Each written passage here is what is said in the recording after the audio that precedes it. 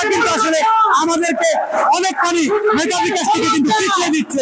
আমরা মেনে নিতে পারছি না বলে কিন্তু আমরা সাধারণ শিক্ষার্থীরা চিন্তা নিয়েছি। আমরা জানি না কবে নাগাদ প্রশাসনের টনক করবে, কবে নাগাদ এই বৈষম্যের সমাধান হবে।